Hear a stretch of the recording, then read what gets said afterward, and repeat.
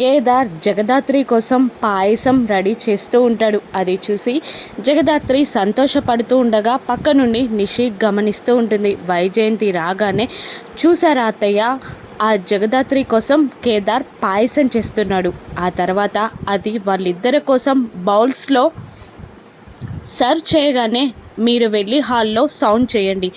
జగదాత్రి హాల్లోకి రాగానే నేను ఆ పాయసం బౌల్స్లో మత్తుమందు కలిపేస్తాను అంటూ ఉంటుంది నిషి. అలాగే అని ఒప్పుకుంటుంది వైజయంతి. కరెక్ట్గా పాయసాన్ని బౌల్స్లో సర్వ్ చేశాక వైజయంతి హాల్లో సౌండ్ చేస్తుంది. దాంతో జగదాత్రి ఆ బౌల్స్ని అక్కడే వదిలిపెట్టేసి హాల్లోకి వస్తుంది.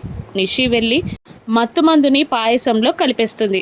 బెడ్రూమ్లోకి వెళ్ళాక ఒకరికొకరు ప్రేమగా తినిపించుకొని ఆనందపడుతూ ఉంటారు. జగదాత్రి కేదార్ చాలా బాగుంది పాయసం అంటూ ఉంటుంది. జగదాత్రి పాయసం తిన్నాక వాళ్ళిద్దరూ మత్తుగా నిద్రపోతారు. డోర్స్ సందులో నుండి అది చూసి నిషి వైజయంతి సంతోషపడుతూ ఉంటారు.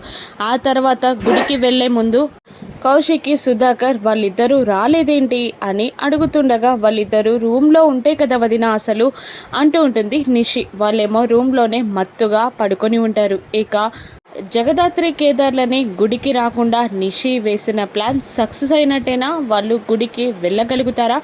రాను ఎపిసోడ్స్లో చూద్దాం. Thank you for watching.